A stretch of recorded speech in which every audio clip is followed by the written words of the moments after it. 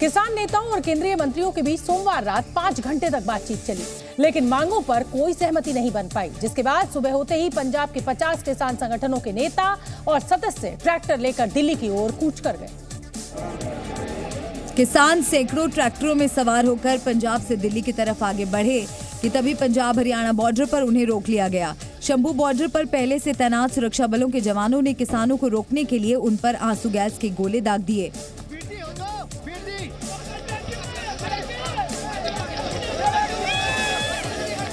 किसानों को तितर बितर करने की सुरक्षा बलों ने तमाम कोशिशें की, लेकिन जब किसान नहीं माने तो पुलिस ने ड्रोन से किसानों के ऊपर एक के बाद एक आंसू गैस के कई गोले बरसाए, जिससे पूरा इलाका धुआं धुआं हो गया। पुलिस और सुरक्षा बलों की सख्त कार्रवाई से किसानों में भगदड़ मच गई और वो इधर उधर भागते नजर आए। और वहां से जो तस्वीरें सामने आई उनमें हाथों में झंडा बैनर लिए किसान उल्टे पैर भागते दिखे। पुलिस ने शंभू बॉर्डर पर ऐसी सख्ती दिखाई जिसकी किसान नेताओं ने उम्मीद ही नहीं की थी।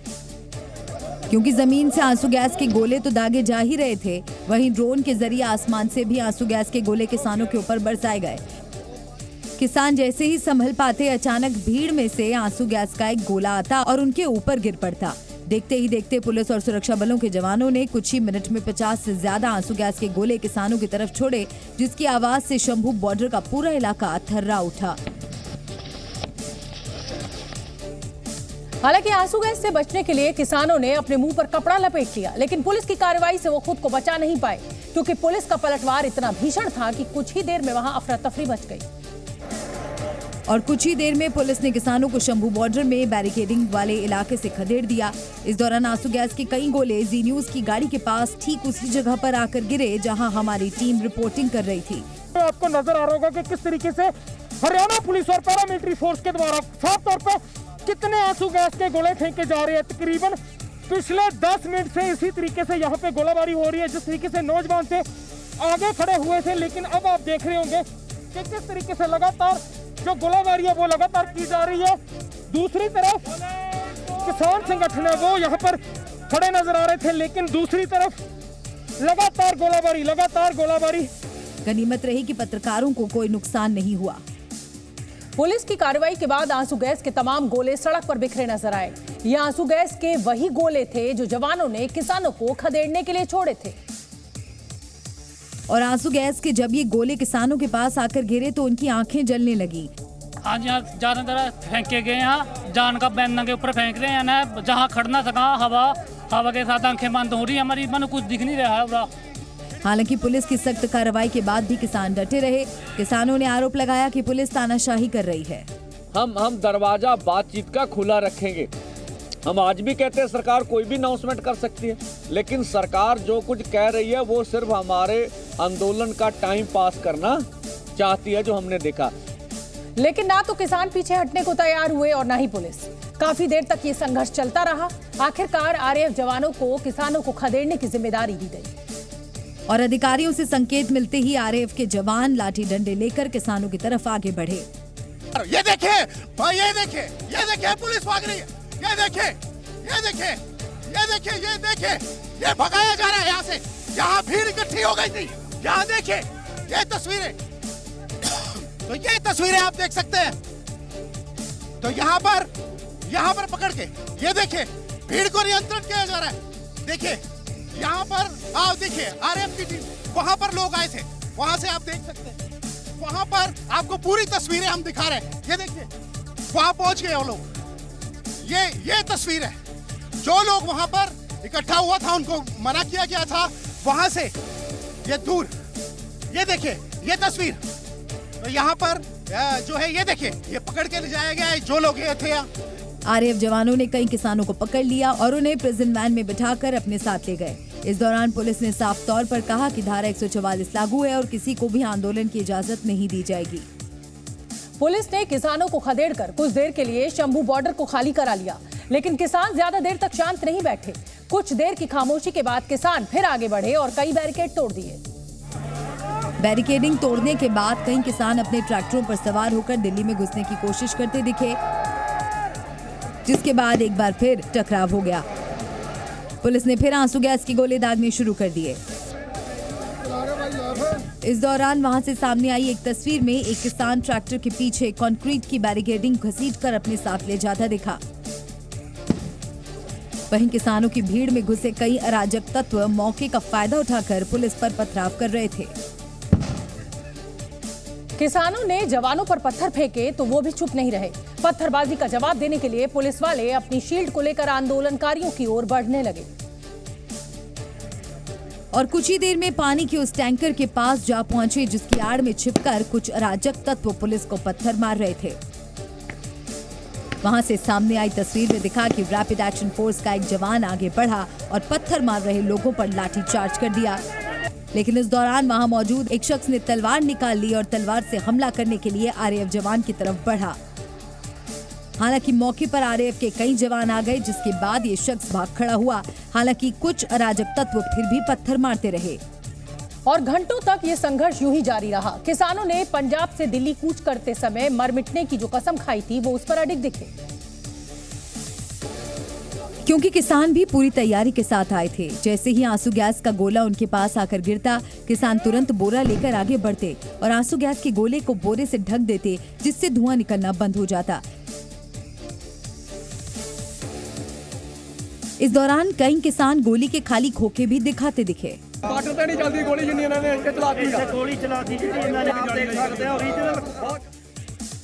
हरियाणा के शंभू बॉर्डर पर 7 लेयर्स की बैरिकेडिंग की गई थी, जिसे किसान तोड़ नहीं सके। उन्होंने सुरक्षा घेरा तोड़कर दिल्ली में घुसने की पूरी कोशिश की, लेकिन नाकाम रहे।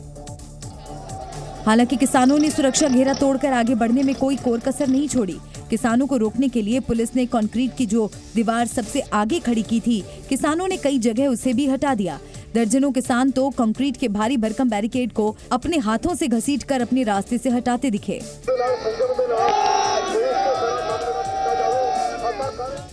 वहीं सैकड़ों किसान पंजाब हरियाणा को जोड़ने वाले फ्लाईओवर पर चढ़ गए और सेफ्टी बैरियर को तोड़ डाला, जिसके बाद पुलिस ने किसानों को रोकने के लिए उन पर पानी की बौछार की, लेकिन किसान तब भी टस से मस न हुए। जवान और किसान दोनों शंभू बॉर्डर पर एक दूसरे के सामने चट्टान की तरह डटे दिखे। पुलिस ने हाईटेक मशीनों से पानी की बौछारें मारकर किसानों के कदम तो रोके, लेकिन किसान वहीं बैठ गए और सरकार को चुनौती दी। पहली लेयर उन्होंने पर सुटी है, एक लेयर करके सारी लेयरां पटांगे। पुलिस और किसानों के इस संघर्ष में दर्जनों किसान घायल हो गए, जबकि कई पुलिसकर्मियों और पत्रकारों को भी चोटें आईं। बताया गया कि किसान अपने साथ कई महीने का राशन, बैरिकेडिंग हटाने के हथियार लेकर पंजाब से आए हैं, इसलिए वो पिछली बार की तरह इस बार भी सरकार से आर पार के मूड में दिखे। सिर्फ शंभू बॉर्डर पर ही नहीं, बल्कि हरियाणा के जिंद में भी माहौल तनावपूर्ण रहा। दिल्ली पटियाला नेशनल हाईवे पर किसानों ने सड़क पर लगाई गई कीलें उखाड़ दी, जिसके बाद किसानों ने बैरिकेडिंग तोड़कर दिल्ली की तरफ कूच करने की कोशिश की और यहीं से माहौल बिगड़ गया। पुलिस ने किसानों को रोकने के लिए वाटर कैनन से पानी की बौछार की और फिर आंसू गैस के गोले दागे, जिसके बाद किसान इधर उधर भागते नजर आए।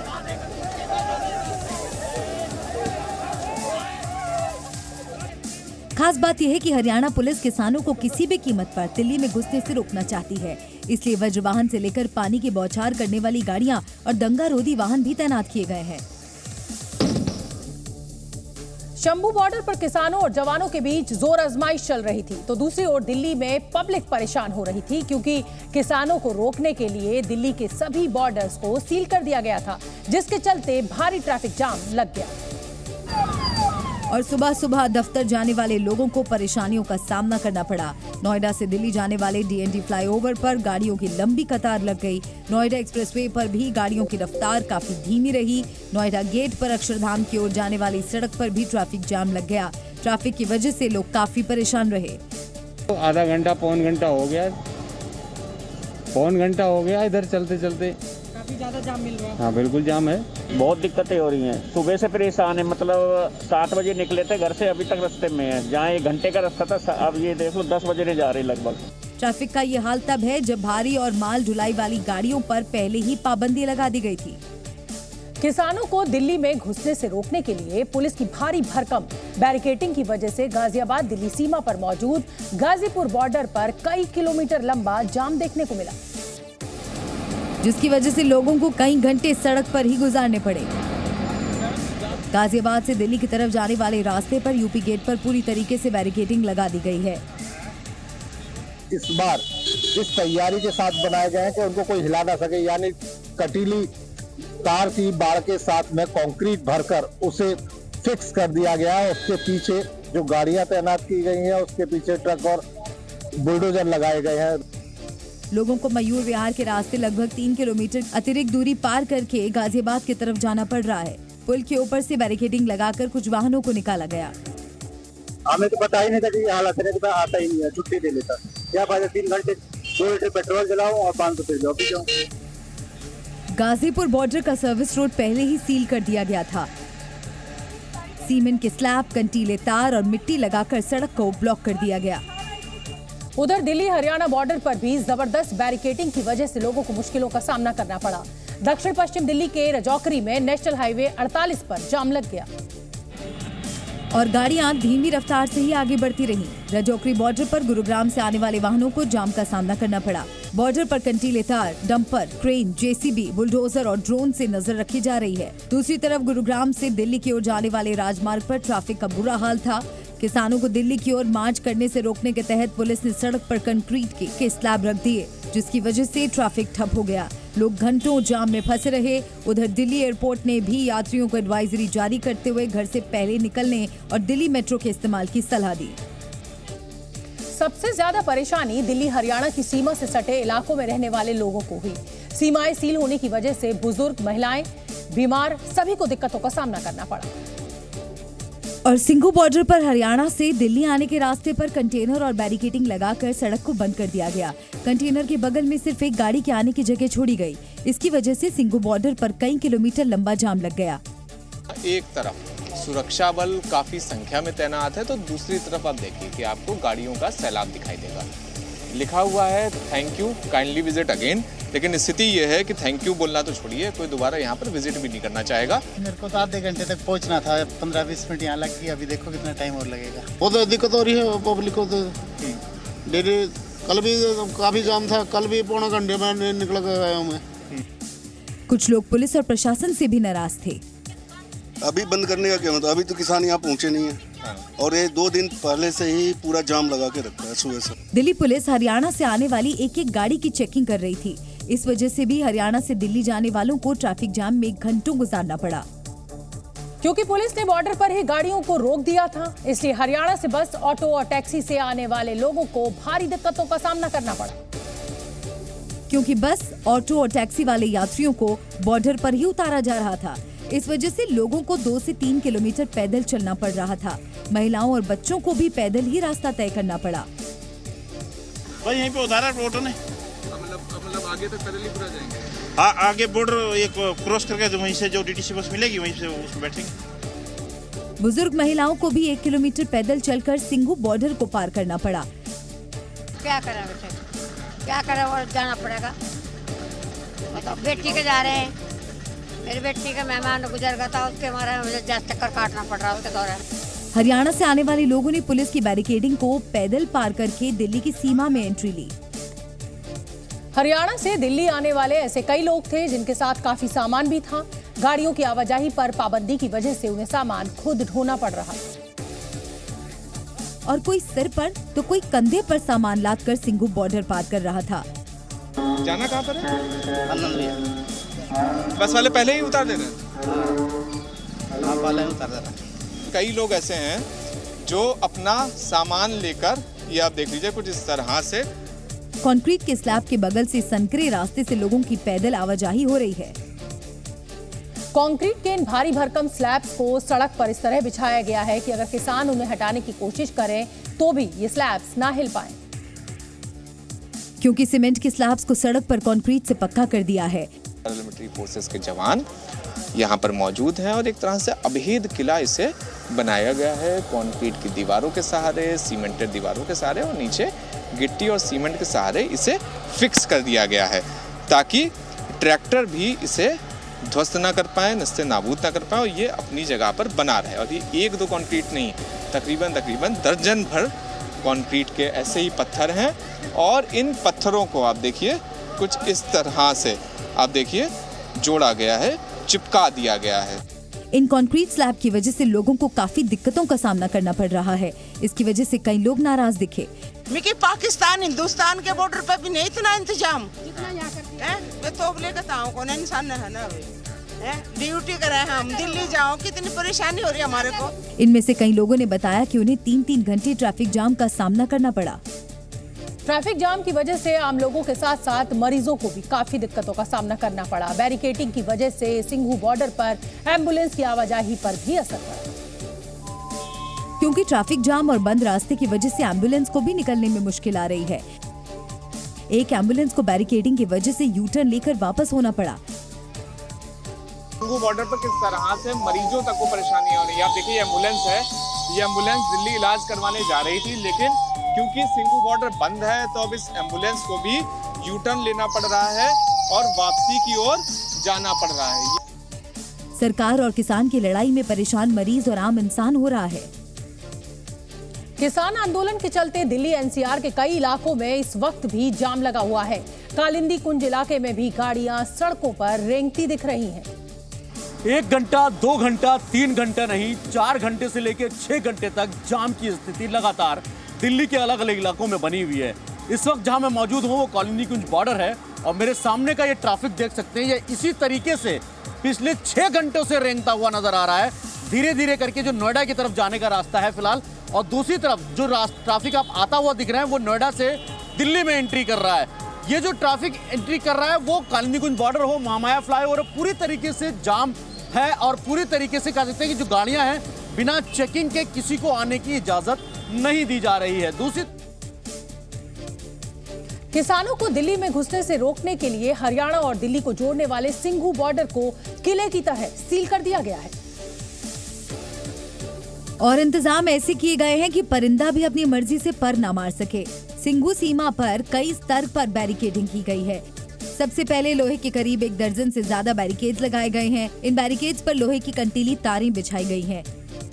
1, 2, 3, 4, 5, 6, 7, 8, 9, 10, 11, 12 लेयर बैरिकेडिंग पूरी यहाँ से की गई है और किसी भी तरह का गाड़ियों का प्रवेश पूरी तरह से रोक दिया गया है।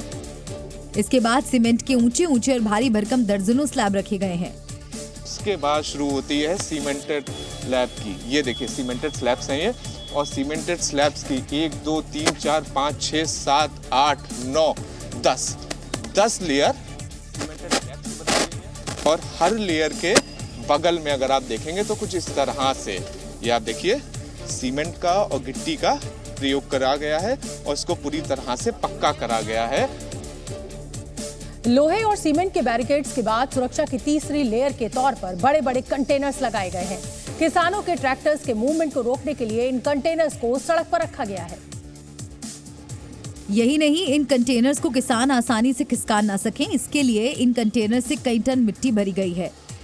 जेसीबी मशीन लगातार जो मिट्टी को लगातार फिल कर रही है ताकि किसी भी तरह से कोई भी ऐसी स्थिति ना आ पाए कि किसान दिल्ली की सीमा के अंदर घुसने की कोशिश कर पाए। तो देखिए इस समय किसान और दिल्ली पुलिस का पूरी तरह से तो डाल में बात वाला खेल चल रहा है। कंटेनर में मिट्टी भरने के अलावा कंटेनर की दूसरी तरफ 2 से 3 फुट की मोटी लोहे की कील भी सड़क पर गाड़ दी गई ताकि किसान ट्रैक्टर से किसी भी कीमत पर इन कंटेनर्स को खिसका नहीं पाए। उत्तर प्रदेश से लेकर हरियाणा तक दिल्ली की सभी सीमाओं पर पुलिस ने सुरक्षा के कड़े इंतजाम किए हैं। किसानों के ट्रैक्टर्स को रोकने के लिए सड़क पर कील बिछाई गई है और दिल्ली यूपी के गाजीपुर बॉर्डर पर सड़क पर लगाने के लिए पुलिस रेडीमेड कील की पट्टी लेकर आई। नोएडा में चिल्ला बॉर्डर पर कीलों की पट्टियां बिछाने के लिए पूरी तैयारी की गई। वहीं टीकरी बॉर्डर पर बहादुरगढ़ में भी कीलों की बैरिकेडिंग की गई। पिछली बार टीकरी बॉर्डर से ही पहली बार जो किसान जो बैरिकेड तोड़कर दिल्ली के अंदर घुस गए थे, लेकिन इस बार दिल्ली पुलिस किसी तरह की कोई कसर नहीं छोड़ना चाहती है। और हरियाणा के जींद में भी सड़क पर कीलों को लगा दिया गया। वहीं पंजाब हरियाणा की सीमा पर मौजूद शंभू बॉर्डर पर सीमेंट से कीलों को सड़क पर फिक्स कर दिया गया। बॉर्डर को सील किए जाने और पुलिस की घेरेबंदी का किसानों ने विरोध किया। किसानों का कहना है कि वो शांतिपूर्ण तरीके से प्रदर्शन करना चाहते हैं, लेकिन सरकार किसानों को बल के जरिए दबाना चाहती है। हम तो इसको देश के लिए अन्न उगाते हैं, उसको देश का पेट भरते हैं और इन्होंने हमारे लिए जो है किलों की जो फसल है वो हमारे लिए उगा रखी है हमारे सामने। किसानों का आरोप है कि हरियाणा सरकार किसानों को डराने के लिए हर गांव में पुलिस भेज रही है। हरियाणा के हर गांव के किसानों को रिश्तेदारों को तंग किया जा रहा, बोला जा रहा आपका बेटा MBBS कर रहा, उसे करने नहीं देंगे। किसानों का कहना है कि चाहे सरकार गोली मारे, लाठी मारे, हम दिल्ली जरूर कूच करेंगे। और इस समय की बड़ी खबर आपको बता दें, आंदोलन को लेकर अब किसान नेता अपना बयान दे रहे हैं। सरकार ने एक भी मांग नहीं मानी है, हम शांति से प्रदर्शन कर रहे हैं, ये किसान नेताओं का कहना है। हमारे MSP कानून की मांग है जिसको सरकार ने नहीं मांगा है। सुन लेते हैं एक बार। कंट्रोल नहीं ਹੁੰਦਾ ਅੱਜ ਵੀ ਕਹਿ ਰਿਹਾ ਸੀਗਾ ਵੀ ਆਪ ਮਾਰੀ ਭੀੜ ਇਕੱਠੀ ਹੋ ਸਾਬਤ ਕਰਤਾ ਵੀ ਸਾਰੀ ਜਿਹੜੀ ਹੁਣ ਵੀ ਸੁਣ ਲਿਆ ਜਿਹੜੇ ਸਾਰਾ ਇਕੱਠ ਸੀਗਾ ਕੋਈ ਆਪ ਮਾਰੀ ਭੀੜ ਨਹੀਂ ਸੀ, ਕੋਈ ਮੌਬ ਨਹੀਂ ਸੀ, ਪੂਰੇ ਉਹਨਾਂ ਨੇ ਡਿਸਪਲਿਨ ਦੇ ਤਹਿਤ ਲੜੇ ਆ ਤੇ ਅਸੀਂ ਕਹਿੰਦੇ ਆ ਵੀ ਅੱਜ ਇਹ ਲੜਾਈ ਦਾ ਪਹਿਲਾ ਦਿਨ ਸੀ। ऐसा कुछ नहीं, मैं कहना चाहूंगा ये लीडरशिप वो लीडरशिप नहीं गी जड़ा कैडर लड़ूगा 50 किलोमीटर पीछे बैठी हो, लीडरशिप पूरी तरह बेचा और भावें बुलट दियां गोलियां चलन विच रहांगे, ठीक है। और अपने नौजवान अपने किसान नूं कहांगे पीसफुली आराम ना तहम्मुल ना इस मोर्चे नूं जित के ले। पंजाब हरियाणा के हाई कोर्ट में आज किसानों के आंदोलन पर सुनवाई हुई।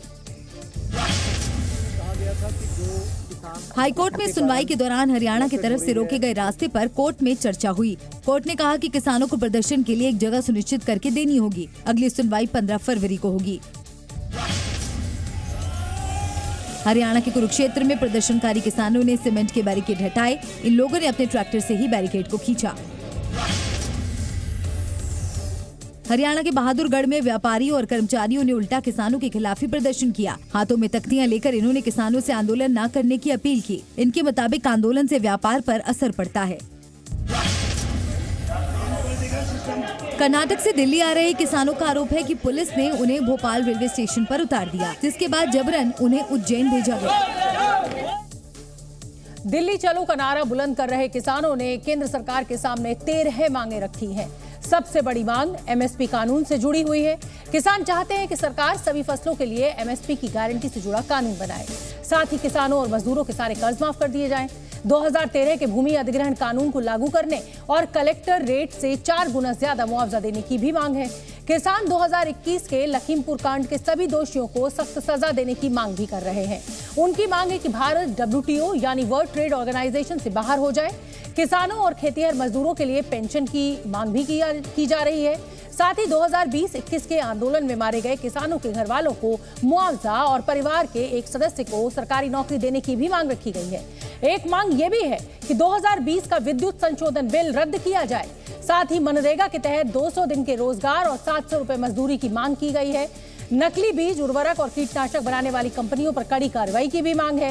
इसके अलावा मसालों के लिए राष्ट्रीय आयोग बनाने की मांग है और आदिवासियों को जल, जमीन और जंगल का अधिकार देने की मांग की गई है। सूत्रों के हवाले से खबर है कि करीब 5 घंटे की मैराथन बैठक में केंद्र सरकार ने किसानों की 10 मांगे तो मान ली हैं, लेकिन 3 ऐसी मांगे हैं जिन पर सरकार ने किसानों को आश्वासन दिया है। और ये 3 मांगे हैं MSP पर गारंटी कानून, किसानों की कर्ज माफी और किराए पर जमीन के लिए नियम। सूत्रों के मुताबिक MSP गारंटी कानून पर सरकार ने किसानों से कहा है कि अभी इस पर सभी से बात करनी होगी। केवल केंद्र सरकार अकेले इस पर फैसला नहीं ले सकती। इसके लिए राज्यों को भी भरोसे में लेना पड़ेगा। जबकि कर्ज माफी पर सरकार ने किसान संगठनों से कहा है कि किसान सम्मान निधि के तहत हर साल 75,000 करोड़ रुपए दिए जा रहे हैं और 5 साल में 3.5 लाख करोड़ से ज्यादा दिया जा चुका है। वहीं खेत के किराए के मुद्दे पर सरकार ने कहा कि अगर ऐसा होगा तो देश में एक MSP कैसे लागू होगी, क्योंकि अलग अलग राज्यों में खेतों की कीमत अलग अलग होती है और इसका कानूनी पहलू भी अलग है, जिसके लिए राज्य सरकारों को खेती किसानी में लगी मार्केटिंग कंपनियों और अन्य संस्थाओं से बात करनी होगी। किसानों के प्रदर्शन के मुद्दे पर सियासत भी जारी है। सरकार ने किसानों की ज्यादातर मांगे मानने का दावा किया है, लेकिन विपक्ष सरकार पर हमलावर है। चंडीगढ़ में सरकार और किसानों के बीच 2 दौर की बातचीत हुई थी। सूत्रों के हवाले से खबर है कि 13 में से 10 मांगे सरकार ने तुरंत मान ली थी, जबकि 3 मांगों पर विचार करने का आश्वासन दिया था। ये बात किसानों को समझने की जरूरत है कि किसी किसानों के हितों की रक्षा हो, भारत सरकार प्रतिबद्ध है और उसके साथ साथ जन सामान्य को कोई कठिनाई न हो। किसानों के आंदोलन पर असदुद्दीन ओवैसी ने भी सरकार पर जमकर हमला बोला। किसानों का ये जो मुतालबा है कि लीगल गारंटी होना एमएसपी के ऊपर पूरे क्रॉप्स के ऊपर, और दूसरा उनका ये है कि इम्प्लीमेंटेशन स्वामीनाथन कमेटी का फार्मूला, तो दो चीज़ें ज़रूरी है करना। क्यों सरकार इसको टाइम पास कर रही है? दरअसल 12 फरवरी की रात चंडीगढ़ में 5.5 घंटे चली बैठक में एमएसपी गारंटी कानून और कर्ज माफी पर बात नहीं बन पाई। इधर कांग्रेस ने ऐलान किया है कि अगर गठबंधन की सरकार बनी तो स्वामीनाथन समिति की रिपोर्ट लागू करेंगे और किसानों को एमएसपी की लीगल गारंटी भी देंगे। कांग्रेस पार्टी ये घोषणा करती है कि हम देश के किसानों को एमएसपी की लीगल गारंटी दिलाने के फसलों का व्यापक खरीद के साथ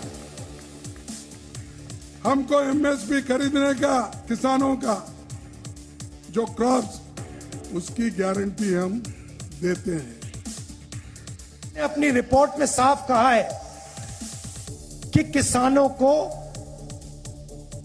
लीगल राइट एमएसपी की मिलनी चाहिए।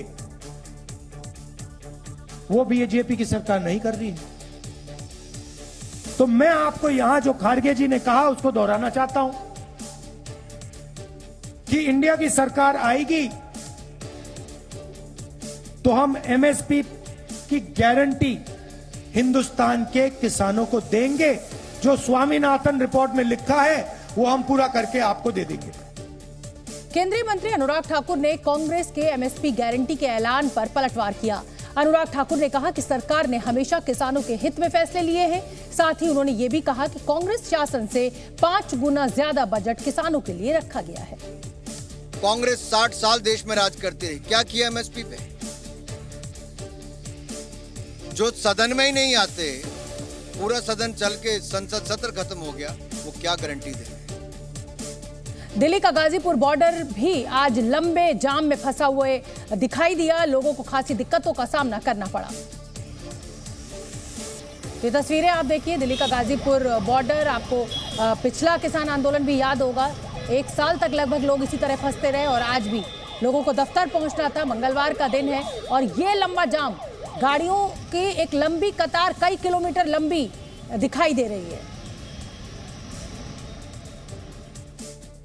अबू धाबी में पहला हिंदू मंदिर बनकर तैयार हो गया है, जिसका उद्घाटन करने के लिए प्रधानमंत्री मोदी आज यूएई पहुंच गए हैं। प्रधानमंत्री मोदी 14 फरवरी को मंदिर का उद्घाटन करेंगे। जो संयुक्त अरब अमीरात की राजधानी अबू धाबी का पहला हिंदू मंदिर होगा। शाम करीब 4:30 बजे जैसे ही प्रधानमंत्री मोदी यूएई पहुंचे, उनके स्वागत के लिए खुद यूएई के राष्ट्रपति मोहम्मद बिन जायद अल नाहयान वहां मौजूद थे। तेज कदमों से बढ़ते हुए पीएम मोदी और अल नाहयान बड़ी गर्मजोशी से गले मिले। गले मिलने के बाद दोनों एक दूसरे का हाथ पकड़े खड़े रहे। इस दौरान यूएई के राष्ट्रपति अल नाहयान चेहरे पर मुस्कुराहट लिए पीएम मोदी से बात करते दिखाई दिए। यहाँ से पीएम मोदी और यूएई के राष्ट्रपति आगे बढ़े और पीएम मोदी को गार्ड ऑफ ऑनर दिया। इधर पीएम मोदी का ग्रैंड वेलकम चल रहा था तो दूसरी तरफ यूएई में मौजूद भारतीय समुदाय के लोग अपने प्रधानमंत्री के स्वागत के लिए बेताब नजर आए। यूएई की जायद स्पोर्ट सिटी स्टेडियम में अहलन मोदी कार्यक्रम होगा, जहां पीएम मोदी के स्वागत में लोग सुबह से ही पहुंचना शुरू हो गए और मोदी मोदी के नारों के साथ जय श्री राम के नारे भी गूंजने लगे। अहलन मोदी कार्यक्रम में करीब 40,000 भारतीय हिस्सा लेंगे। इस दौरान पीएम के साथ यूएई के राष्ट्रपति अल नाहयान भी मौजूद रहेंगे। अबू धाबी में बनकर तैयार हुआ पहला हिंदू मंदिर भारत से हजारों किलोमीटर दूर एक मुस्लिम देश में भारत की झांकी जैसा दिखाई देता है। मंदिर की बनावट बहुत हद तक राम मंदिर से मिलती जुलती है, जिसका उद्घाटन भी प्रधानमंत्री मोदी ने ही किया था। अबू धाबी में बने हिंदू मंदिर के प्रवेश द्वार से लेकर मंदिर के मंडपों तक राम मंदिर की याद दिलाते हैं। इस वक्त मैं मंदिर परिसर के मुख्य प्रवेश द्वार पर मौजूद हूँ। यहीं से मंदिर की एंट्री होगी और साथ ही एक बार मैं आपको इस पूरे परिसर की तस्वीर दिखा देता हूँ। आप देखिए, यहाँ से ये पूरा भव्य मंदिर आपको दिखाई देगा। मंदिर के मुख्य प्रवेश द्वार से सीढ़ियों के बीच 96 घंटियां लगाई गई हैं और गोमुख फव्वारे लगाए गए हैं। सीढ़ियों से मंदिर के शिखर पर नजर आती है तो अबू धाबी में मानो अयोध्या दिखाई पड़ती है, क्योंकि दोनों मंदिरों की शैली और इस्तेमाल किए गए पत्थरों का रंग एक जैसा है। प्राचीन जो नागर शैली रही है मंदिर बनाने की, उसी शैली में इस मंदिर का भी निर्माण कार्य किया गया है। मंदिर की रूपरेखा में भी भारत और यूएई की प्रगाढ़ दोस्ती झलकती है। यहाँ 7 शिखर बनाए गए। और 7 शिखर इसलिए बनाए गए हैं क्योंकि संयुक्त अरब अमीरात 7 अमीरात से मिलकर बना हुआ है। प्रधानमंत्री मोदी ने भी यूएई जाकर हिंदू मंदिर के लिए राष्ट्रपति अल नाहयान का शुक्रिया किया। आपके सहयोग के बिना ये संभव ही नहीं था। पलक झपकते ही आपने उसका निर्णय करके मुझे बता दिया कि बस जगह पर ऐसे उंगली रख दीजिए, आपको जगह मिल जाएगी। अबू धाबी का हिंदू मंदिर 27 एकड़ में फैला है, जिसके लिए यूएई की सरकार ने जमीन दान में दी है। अबू धाबी में बन रहे हिंदू मंदिर की सीढ़ियों से जब ऊपर जाते हैं तो मंदिर के स्तंभों और दीवारों पर देवी देवताओं की आकृतियां दिखाई देती हैं, जिन्हें अलग अलग मुद्राओं में लाल बलुआ पत्थर पर बेहद बारीकी से उकेरा गया है। आपको हर दीवार पर कुछ न कुछ आकृति मिलेगी। गणेश जी की मूर्ति है, अलग अलग देवी देवताओं की यहाँ पर मूर्ति है और संदेश यही है करुणा का, शांति का, भाईचारे का, सद्भावना का। देवी देवताओं के साथ वहाँ ऋषि मुनियों की भी आकृति दीवार में उकेरी गई है। इसके अलावा मंदिर परिसर में काशी के गंगा घाटों की तर्ज पर घाट भी बनाया गया है, जहाँ श्रद्धालुओं के बैठने की भी व्यवस्था की गई है ताकि वो आरती में हिस्सा ले सकें। इसे कुछ इस तर्ज पर तैयार किया गया है ताकि ये पूरी तरह से काशी के गंगा घाट की छवि को यहाँ पर देखा जा सके, महसूस किया जा सके। अबू धाबी के हिंदू मंदिर के हर कोने में सनातन और भारतीय सांस्कृतिक स्थापत्य कला का बेजोड़ निचोड़ देखा जा सकता है।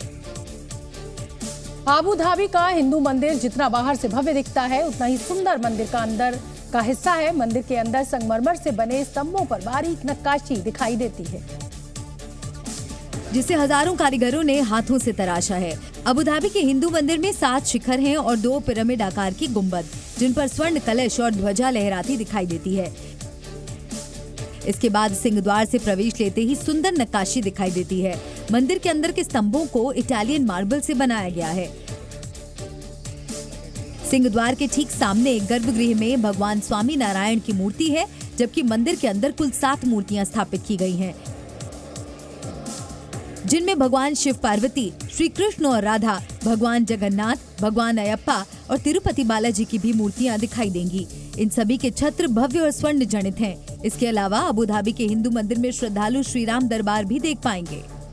राम जी का भव्य राम दरबार यहाँ पर बनाया गया है। भगवान श्री राम, लक्ष्मण जी, सीता जी और भगवान श्री राम के सेवक हनुमान जी की भी तस्वीर आपको यहाँ पर उनकी प्रतिमा नजर आएगी। इसके अलावा मंदिर के अंदर एक डोम ऑफ हार्मनी भी बनाया गया है, यानी सद्भाव का गुंबद, जिसके अलग अलग गोलों में सृष्टि के 5 तत्वों को दिखाया गया है। कल पीएम मोदी इस मंदिर का उद्घाटन करेंगे, जिसके बाद 18 फरवरी को मंदिर आम लोगों के लिए खोला जाएगा। यूएई में प्रधानमंत्री मोदी का भव्य स्वागत हुआ। राष्ट्रपति मोहम्मद बिन जायद अल नाहयान से मिलने के बाद प्रधानमंत्री मोदी ने वहां मौजूद भारतीयों से मुलाकात की, जो उनके स्वागत के लिए पहुंचे थे। इस दौरान प्रधानमंत्री मोदी बच्चों से भी मुलाकात करते दिखे। छोटे छोटे बच्चों के चेहरे पर प्रधानमंत्री मोदी से मिलने की खुशी साफ झलक रही थी। उनमें से कुछ अपने हाथों में पीएम के लिए तोहफे भी लेकर खड़े थे। पीएम मोदी ने भी अपने चिरपरिचित अंदाज में बच्चों से इत्मीनान से बात की।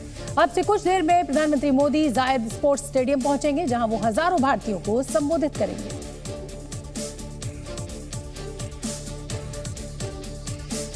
बॉलीवुड एक्ट्रेस जैकलीन फर्नांडिस ने दिल्ली की जेल में बंद महाठग सुकेश चंद्रशेखर पर धमकी देने का आरोप लगाया है। जैकलीन ने दिल्ली के पुलिस कमिश्नर को ईमेल भेजकर इसकी शिकायत की है। जैकलीन का आरोप है कि सुकेश चंद्रशेखर जेल से ही उनको धमकियां दे रहा है। ईमेल में जैकलीन ने सुकेश पर मानसिक रूप से प्रताड़ित करने का भी आरोप लगाया है। साथ ही पुलिस पर सवाल उठाते हुए जैकलीन ने लिखा है कि एक गवाह की रक्षा पाने में ये सिस्टम नाकाम है। जैकलीन ने पुलिस कमिश्नर से इस मामले में सुकेश के खिलाफ एफआईआर दर्ज करने की भी मांग की है और लिखा है कि सुकेश की ये हरकत न सिर्फ उनकी सुरक्षा के लिए खतरा है, बल्कि इससे पुलिस की छवि भी खराब हो रही है। 200 करोड़ रुपए की ठगी का आरोपी सुकेश चंद्रशेखर कई सालों से जेल में बंद है। सुकेश जेल के अंदर से जैकलीन के नाम चिट्ठियां लिखता रहता है और उनके लिए अपने प्यार का इजहार करता रहता है। आरोप है कि सुकेश ने जैकलीन को कई महंगे तोहफे भी दिए थे, जिनकी जांच चल रही है। सुकेश ठगी मामले में जैकलीन एक अहम गवाह है, जो पूछताछ के लिए कई बार दिल्ली की कोर्ट में पेश भी हो चुकी है।